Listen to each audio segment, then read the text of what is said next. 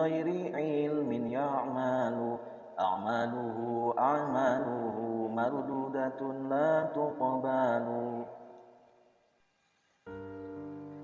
Assalamualaikum warahmatullahi wabarakatuh. Alhamdulillahi jalla wa kafa, wassalatu wassalamu ala rasulihil mustafa wa ala alihi wa ashabihi ahli sidqi wal wafa, amma ba'du. Sahabat rohis yang berbahagia, syair yang tadi saya baca adalah salah satu bait dari nazam kitab Zubat yang dikarang oleh Ibnu Ruslan, di mana di dalamnya terkait dengan materi-materi fikih ala madhab Syafi'i berdasarkan madhab Imam Syafi'i. Dalam bait tersebut, Ibnu Ruslan menyampaikan bahwa wa kullu man bi ghairi ilmin ya'malu a'maluhu mardudatun la tuqbalu. Barang siapa beramal tanpa didasari oleh ilmu, maka amalnya itu akan ditolak dan tidak diterima. Sahabat rohis yang berbahagia, ini memberikan sebuah penegasan kepada kita bahwa dalam beramal, dalam beribadah, dalam bermuamalah, dalam bersyariah, kita butuh ilmu yang mendasarinya. Namun tentu kita tidak mudah untuk memahami Al-Quran dan hadis sebagai sumber utama rujukan umat Islam.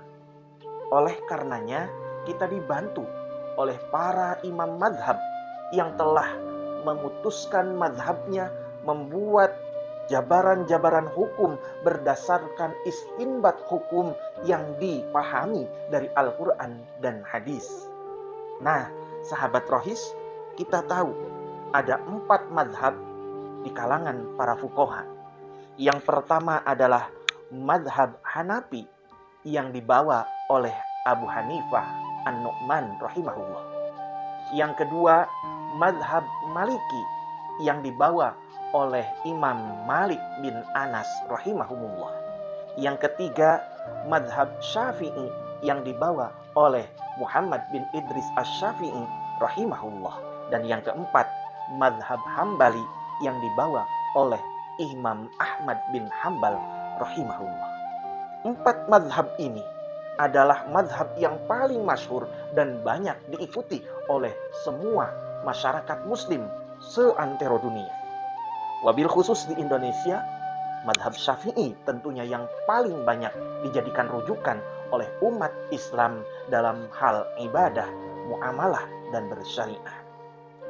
Nah, sahabat rohis semua, apa pentingnya kita bermadhab? Tidakkah kemudian kita langsung merujuk pada Al-Quran dan hadis? Tentu penyampaian itu tidak salah. Akan tetapi kita menyadari bahwa kita terbatas untuk bisa memahami dari Al-Quran dan hadis secara langsung karena membutuhkan fan-fan ilmu, membutuhkan disiplin-disiplin ilmu. Bagaimana seorang mujtahid itu mampu menggali hukum dari Al-Quran dan hadis. Oleh karenanya, menurut fuqaha, pengembangan hukum dari Al-Quran dan hadis itu ada ijma' dan qiyas. Selain itu, ulama-ulama madhab menggali dan mengistinbat hukum itu didasarkan pada keilmuan dan kapasitasnya yang profesional di bidangnya. Seperti ulumul Quran, ulumul hadis, nasakh dan mansuh, nasikh dan mansuh, sababun nuzul satu ayat, sababul wurud satu hadis, dan lain sebagainya.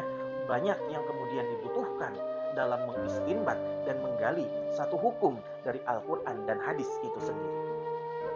Nah, sahabat rohis semua, dalam perjalanannya, ulama madhab itu menyampaikan pendapatnya berdasarkan istinbat hukum, berdasarkan penggalian hukum yang dipahami dari Al-Quran dan hadis.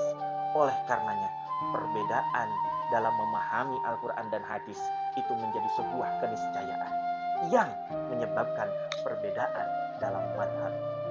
Tidak masalah, karena perbedaan madhab itu bisa menjadi rahmah bagi yang lainnya, bisa menjadi sumber kasih sayang bagi yang lain.